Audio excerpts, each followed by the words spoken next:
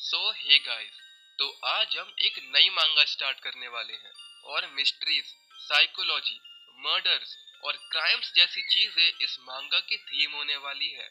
तो चलिए शुरू करते हैं। तो कहानी की शुरुआत में हम एक स्कूल को देखते हैं जहां लंच ब्रेक के दौरान सभी बच्चे अपने मील को एंजॉय कर रहे थे और बैकग्राउंड में म्यूजिक प्ले हो रहा था। जिसके बाद उसी स्कूल में एक लड़की जिसे बांध कर रखा गया था, उसके साथ एक पर्सन भी मौजूद होता है जो डिस्क में एक दूसरा सॉन्ग प्ले करता है। पर स्कूल में कुछ नहीं होता। बिल्कुल पहले की तरह ही सभी स्टूडेंट्स अपने कामों में बिजी थे और ये देखकर वो किडनैपर चिल्लाता है कि आखिर कुछ क्यों नहीं हुआ, जैसे वो कुछ होने की उम्मीद कर रहा हो। और इसके बाद हम न्यूयॉर्क के यूएन हेडक्वार्टर्स को देखते हैं जहां पर एक आदमी कई लोगों के सामने भाषण दे रहा था कि कैसे उन्होंने इन पिछले 100 सालों में भयानक परिस्थितियों का सामना करा। उन्होंने न्यूक्लियर अटैक को भी झेला, पर इन सभी खतरों के बाद भी वो सभी एक नई सदी में कदम रखने में कामयाब हुए और उन्होंने इंसानियत के ऊपर मंडरा रहे सबसे बड़े खतरे को पार कर लिया। जिसके बाद वो पर्सन जिसने इंसानों को खत्म होने से बचाया, वो सामने आता है। सीन शिफ्ट होता है और हम एक लड़की को देखते हैं जो डरते हुए अपने बेड से उठती है और खिड़की की तरफ बढ़ते हुए बस यही सोच रही थी कि कुछ भी, पर वो चीज नहीं। और हम देखते हैं कि दूर में एक मॉन्स्टर खड़ा था और उसकी आंखें जगमगा रही थी। और अब सीन शिफ्ट होता है कहानी के मेन प्रोटैगनिस्ट केंजी पर, जो कि अपनी मॉम के साथ मिलकर एक मिनी मार्ट चलाता है। और हम उसकी पीठ पर एक बेबी को देखते हैं जो कि उसकी सिस्टर का है। और इसी बेबी के चक्कर में केंजी और उसकी मॉम की अक्सर लड़ाई होती रहती है, क्योंकि उसकी मॉम को लगता है कि इस बच्चे के बाप का कुछ पता नहीं है और उसकी बेटी ने बस अपनी इस नाजायज औलाद को उनके सर फेंक दिया। पर केंजी का ये मानना नहीं था। केंजी कहता है कि पक्का उसकी सिस्टर परेशानी में होगी और वो अपने बच्चे काना को लेने भी आएगी। और इसी वजह से केंजी ने अपनी बहन की सर्च रिपोर्ट भी लिखवा दी थी, पर अब तक कुछ भी पता नहीं चला था। और जब दोनों झगड़ ही रहे थे, वहाँ पुलिस आ जाती है।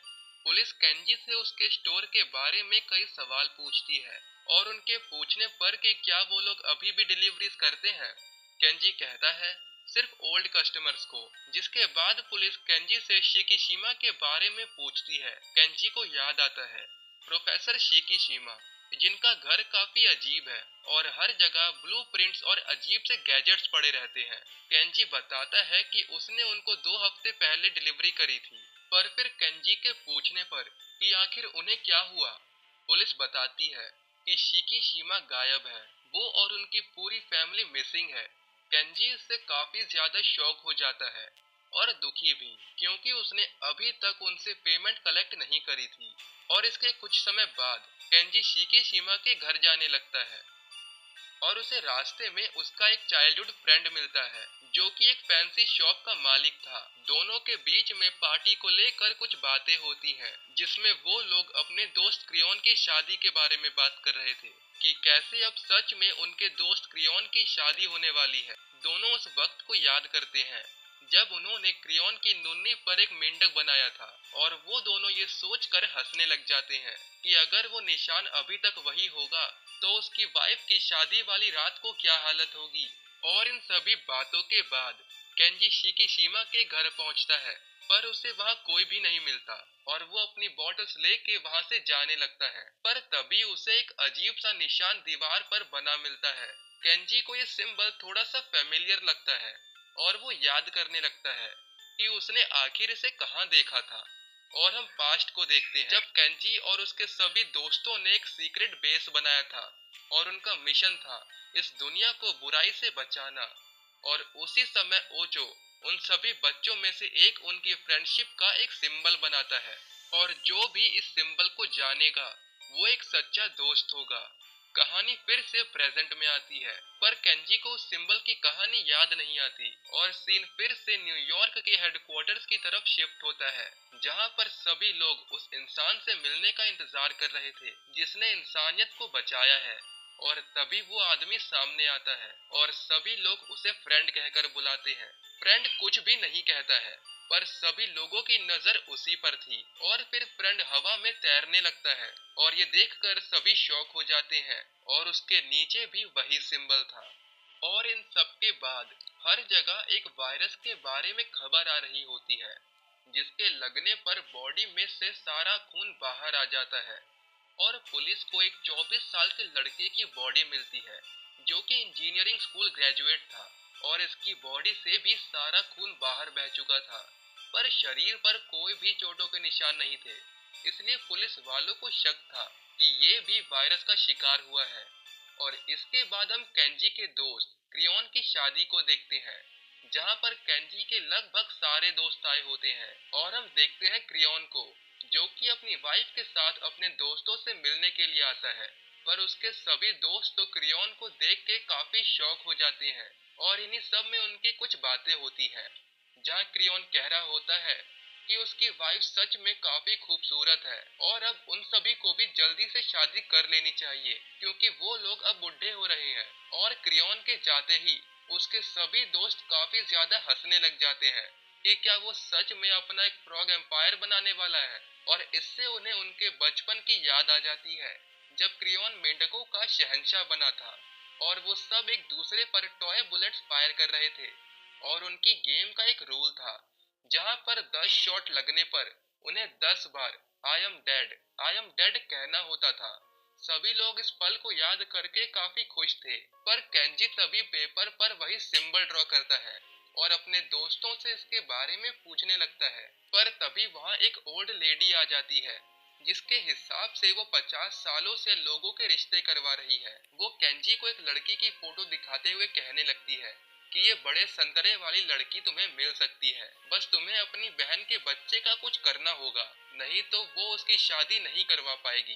केंजी गुस्से में कहने लगता है कि आखिर उसे किसने कहा उसकी शादी करवाने को, जिस पर वो ओल्ड लेडी कहती है कि वो बड़े संतरे खो देगा।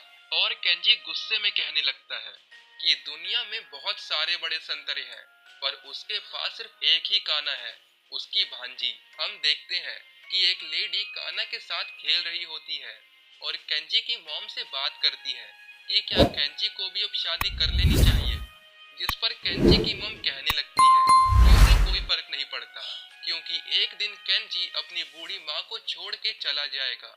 और दूसरी तरफ काना ने 10 में 10 बार बॉल किस हैंड में है सही गैस किया था, और इससे वो लेडी काफी सरप्राइज थी। इसके बाद सीन उसी मिस्टीरियस मैन फ्रेंड की तरफ शिफ्ट होता है। फ्रेंड अपने सामने बैठे आदमी को कहता है कि वो मर चुका है, जिससे उस आदमी को कुछ समझ नहीं आता, और फ्रेंड उससे अपनी आंखें बंद करके उसे I am dead 10 bar repeat करने कहता है।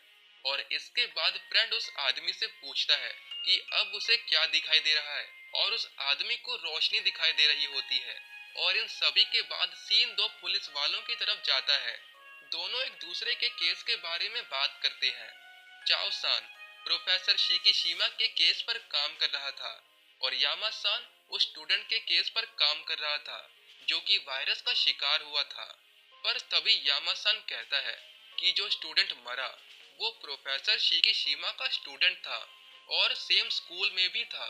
और यामा सान को लग रहा था कि ये दोनों केस शायद एक दूसरे से कहीं ना कहीं जुड़े हुए थे। और दूसरी तरफ केंजी, जिसे कैरियोके गाना था, उसे याद आता है कि उसने कसम खाई थी कि अब वो कभी भी नहीं गाएगा, पर फिर वो गाना गाने लगता है। जिसके बाद हमें इसके पीछे की कहानी दिखाई जाती है, जब केंजी ने बचपन में एक इंग्लिश एफएम पर जंपिंग जैक सॉन्ग सुना था।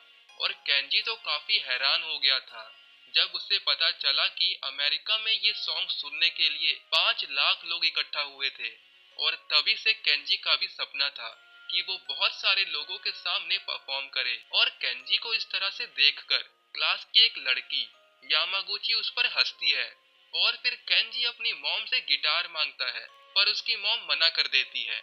जिसके बाद केंजी कई महीने तक पैसे जमा करके एक 4000 येन का गिटार खरीदता है, और उसकी मुलाकात फिर से यामागुची से हो जाती है। और केंजी स्टार्टिंग में तो यामागुची के सामने काफी ज्यादा शो ऑफ करता है, पर जब यामागुची उसे रोलिंग स्टोन सॉन्ग प्ले करने कहती है, जो कि काफी बेसिक सॉन्ग है, केंजी काफी परेशान हो जाता है, क्योंकि उसे तो लग रहा था कि यामागुची को गिटार और सॉन्ग्स के बारे में कुछ भी नॉलेज नहीं होगी।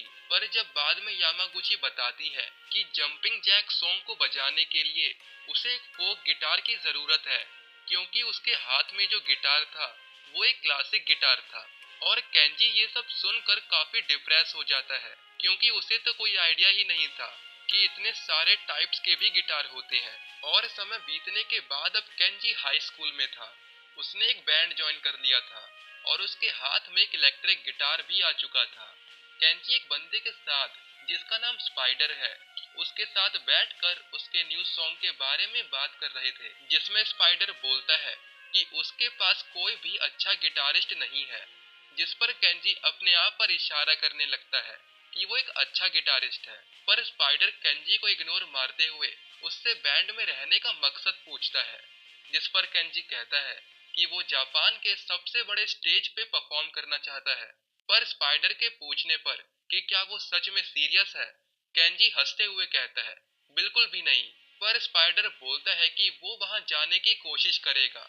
और सच में 3 साल बाद स्पाइडर जापान के सबसे बड़े स्टेज बुदोकन में परफॉर्म करता है।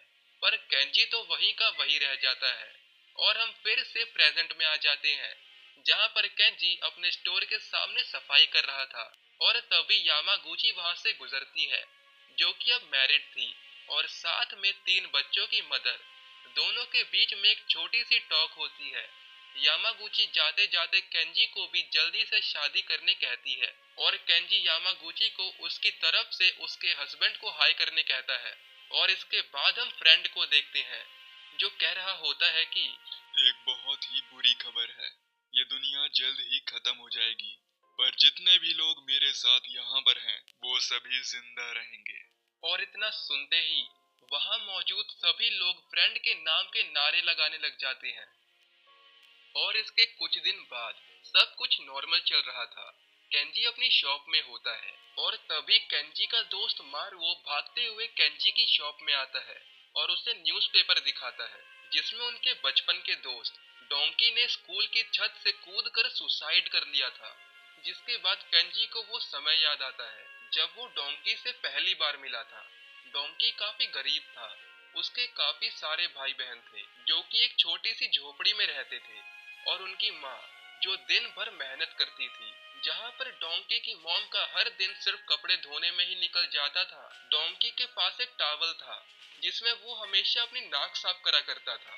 और उस समय 2 भाई जो लगभग सभी बच्चों को परेशान किया करते थे, यानबो एंड माबो, डोंकी को अक्सर बहुत बुरी तरह मारते थे, उसको उठाकर पटकने से लेकर उसकी कमर तोड़ने तक।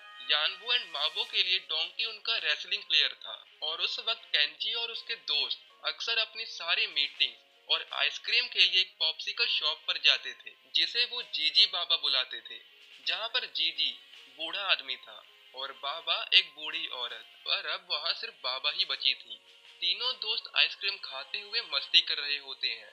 तभी वहाँ पर डोंकी आ जाता है और डोंकी को देखते ही केंजी और उसके दोस्त अपनी अपनी बाइक्स पर भागने लगते हैं कि कहीं वो अपना नाक वाला तौलिया उन पर ना फेंक दे। पर डोंकी की एक खूबी थी कि वो नंगे पांव हवा की रफ्तार के साथ भागता था, जिससे बचने के लिए वो सभी साइकिल चलाते चलाते ग्रेवल पिट में पहुंच जाते हैं, जो कि एक ग्रेवल माइन थी और अब उसमें काफी सारा पानी भी जमा हो चुका था। केंजी और उसके दोस्तों ने सुना था कि इस गड्ढे के पानी में एक 2 मीटर लंबा सांप है, और इसके बावजूद कि वो जगह कितनी खतरनाक हो सकती है, केंजी और उसके दोस्त उस सांप को फिशिंग रॉड से पकड़ने का डिसाइड करते हैं। पर उनका एक दोस्त डर के मारे वहां नहीं जाता और ऊपर ही रहता है।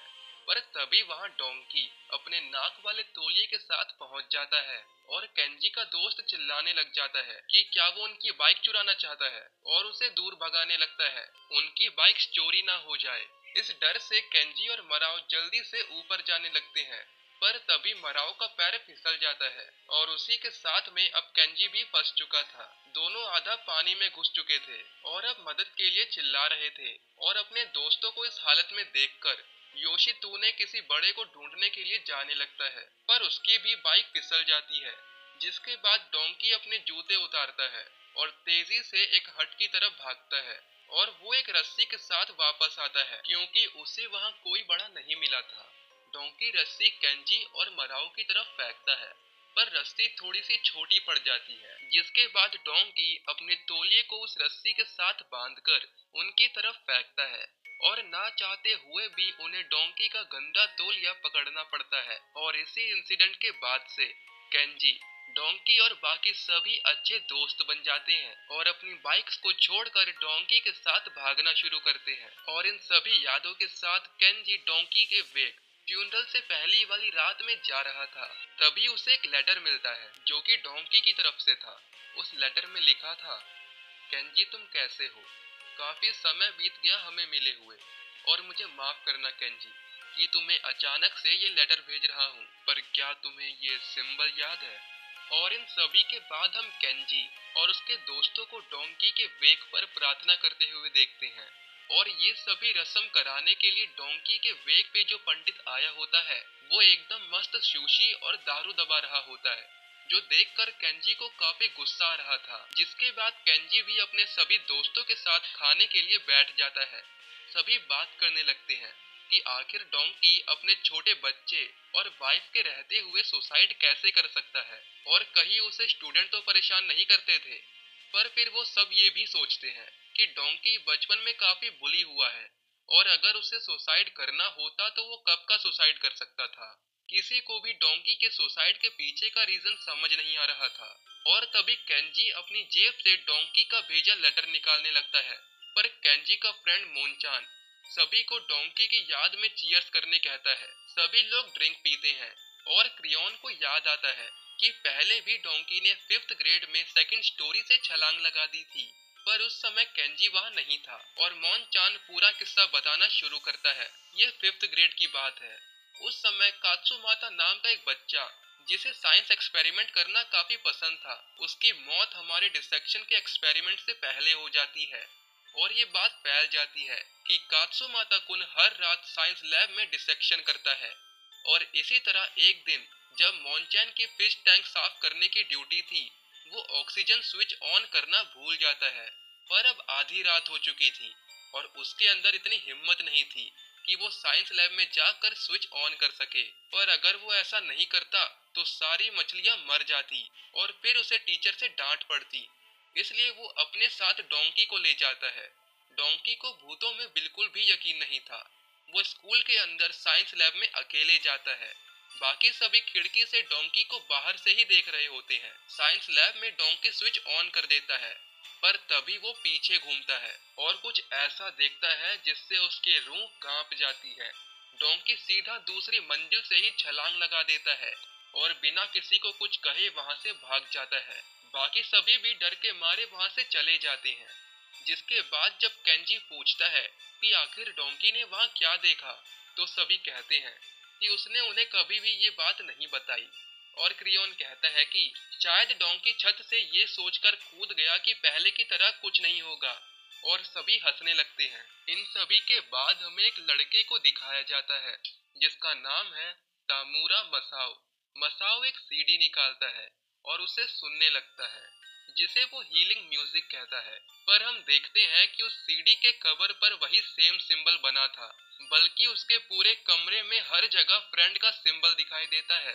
लेटर ऑन हमें पता चलता है कि मसाओ फ्रेंड के ही समूह का हिस्सा है और उसने फ्रेंड से पूछा था कि आखिर हीलिंग, दर्द से राहत मिलने का क्या मतलब है। फ्रेंड कहता है उसके साथ रहना ही हीलिंग है। फिर दूसरा आदमी पूछता है कि वो लोग कहाँ से आए हैं। फ्रेंड कहता है एक बड़े मैदान में हमारा एक किला है, वो हमारा सीक्रेट बेस है और यहीं पर हमने दुनिया को बचाने का डिसीजन लिया था। और फ्रेंड उसी जगह के बारे में बोल रहा था जहाँ पर केंजी और उसके दोस्तों ने दुनिया को प्रोटेक्ट करने के लिए घास के मैदान में अपना सीक्रेट बेस बनाया था। और इसके बाद फ्रेंड कहने लगता है कि वो कॉलिंस है। उसने आर्मस्ट्रॉन्ग और एल्ड्रिन को सरफेस पर चलते हुए देखा, पर सिर्फ वही था जो चांद पर पहुंचकर भी बिना कदम रखे वापस लौट आया। और सभी लोग हैरान रह जाते हैं क्योंकि फ्रेंड रो रहा था। जिसके बाद हमें इसके पीछे की कहानी दिखाई जाती है। जब एक रात डोंकी केंजी के घर पर टीवी देखने आया था, क्योंकि उसके घर में कोई टीवी नहीं था। वो दोनों टीवी में कैनेडी स्पेस सेंटर से चलाया हुआ ट्रांसमिशन देख रहे थे, जहां पर 3 एस्ट्रोनॉट्स आर्मस्ट्रॉन्ग, मेजर एल्ड्रिन और लेफ्टिनेंट कॉलिंस ह्यूमैनिटी में पहली बार कदम रखने जा रहे थे।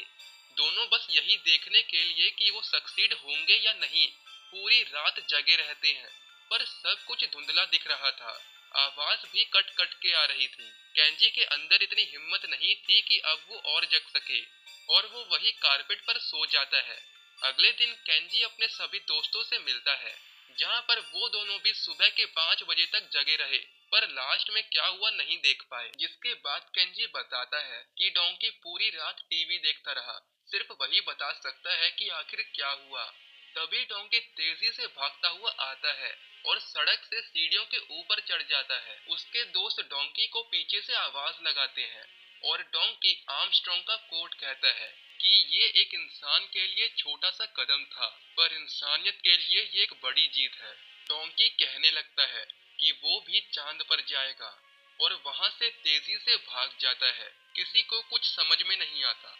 और तभी पीछे से एक बच्चा कहता है, काफी अच्छा हुआ कि आर्मस्ट्रॉन्ग और एल्ड्रिन चांद पर कदम रख पाए, पर मुझे कॉलिंस के लिए बुरा लग रहा है कि उसे स्पेसशिप में ही रहना पड़ा। इसके बाद हम प्रेजेंट में आते हैं, जहां पर केंजी डोंकी की वाइफ को उसके हस्बैंड का भेजा हुआ लेटर दिखाता है, जिसमें डोंकी ने आगे लिखा था कि क्या तुम्हें ये सिंबल याद है? मैं तुमसे मिलकर जल्द ही इसके बारे में बात करूंगा। तभी केंजी पूछता है कि क्या कोई चीज डोंकी को परेशान कर रही थी। वो बताती है कि डोंकी का एक स्टूडेंट मसाओ, जो काफी ब्राइट था और ओकामोजी यूनिवर्सिटी में जाने के कैपेबल भी था, पर मसाओ के पेरेंट्स कुछ समय पहले उनसे मिलने आए थे और उन्होंने उन्हें बताया था कि मसाओ किसी फ्रेंड के साथ फंस चुका है। जिस पर केंजी कहने लगता है कि डोंकी ने उसे कहा था कि वो उससे जल्द ही मिलेगा, तो आखिर वो सुसाइड कैसे कर सकता है। और केंजी की नजर एक टेलीस्कोप पर जाती है, जो कि शायद डोंकी यूज करता था, और उसे डोंकी के चांद पर जाने की बात याद आती है। केंजी जाते जाते डोंकी की वाइफ को थोड़ी हिम्मत देता है, और रास्ते में जाते वक्त केंजी सोचता है कि आखिर डोंकी किस फ्लैग को चांद पर लगाने की बात कर रहा था। इसके बाद केंजी मसाओ के बारे में पूछते हुए उसके स्कूल तक पहुंच जाता है, और वहां से उसे पता चलता है कि मसाओ प्रोफेसर शिकीशिमा का स्टूडेंट है। जिसके बाद उसे सारी बातें याद आने लगती है कि शिकीशिमा जब गायब हुए तो उनके घर पर फिर डोंकी के भेजे हुए लेटर में भी वही सिंबल, और अब मसाओ जो फ्रेंड के ग्रुप में था। केंजी को ये सब कहीं ना कहीं जुड़े हुए महसूस होते हैं। वो सोचता है कि आखिर ये सब क्या चल रहा है। केंजी वहां बैठे आदमी से मसाओ की क्लास के बारे में पूछता है, और क्योंकि उसे अभी तक मसाओ का एड्रेस नहीं मिला था, वो मसाओ के दोस्तों से फील्ड में बात करने जाता है। मसाओ के सभी दोस्त बेसबॉल खेलने में बिजी थे, इसलिए वो केंजी को इग्नोर करे जा रहे थे। पर तभी केंजी की नजर उन सभी की टी शर्ट पर जाती है। सभी की टी शर्ट पर वही सेम सिंबल था। केंजी ये देखकर काफी कंफ्यूज हो जाता है। वो उन सभी से उनके शर्ट पर बने सिंबल के बारे में पूछता है। वो सब बताते हैं कि ये टी शर्ट उन्हें मसाओ ने 980 येन में बेची है, और सिंबल शायद उसके समूह का निशान है, जिसके बारे में वो हमेशा बात करता रहता है, कुछ फ्रेंड के बारे में। जिसके बाद सीन फ्रेंड की तरफ जाता है। एक आदमी फ्रेंड को एक पेपर देते हुए कहता है कि लिस्ट तैयार है। फ्रेंड लिस्ट में लिखे कुछ नामों पर इशारा करते हुए कहता है, इन दोनों को प्योरीफाई करने की जरूरत है। जिसके बाद सीन मसाओ की तरफ जाता है, जो कि अपना हीलिंग सॉन्ग सुनते हुए अपने बैग में कुछ सामान पैक कर रहा होता है, जहां पर आखिर में वो एक चाकू बैग में डालकर घर से निकल जाता है। पर सामने केंजी खड़ा था। मसाओ केंजी को देखकर भी अनदेखा कर देता है, जिस पर केंजी मसाओ को रोकते हुए उससे कई सवाल पूछने लगता है। वो पूछता है कि कीदो सेंसाई, डोंकी सुसाइड करने वाले लोगों में से नहीं है, आखिर उसके साथ क्या हुआ। और तभी मसाओ चिल्लाने लगता है, और वो कहता है, अगर तू जानना चाहता है तो अपना दिल खोल के देख, अगर तू जानना चाहता है तो डेली नहा, अगर तू जानना चाहता है तो रोज ब्रश कर, अगर तू जानना चाहता है तो फ्रेंड बन जा। और ये सब कहकर मसाओ वहां से जाने लगता है। केंजी को मसाओ की कोई भी बात समझ नहीं आती, पर फिर वो उससे उस फ्रेंड के सिंबल के बारे में पूछता है, जिसको देखकर मसाओ कहता है, अगर तू यहाँ तक पहुँच गया है तो तू सिर्फ एक कदम ही फ्रेंड से दूर है। और मसाओ आर्मस्ट्रॉन्ग के सेंटेंस रिपीट करता है, इंसान के लिए एक छोटा कदम, पर इंसानियत के लिए एक बड़ी छलांग। और केंजी फिर से क्लूलेस रह जाता है, जिसके बाद हम केंजी को उसके सभी दोस्तों के साथ देखते हैं और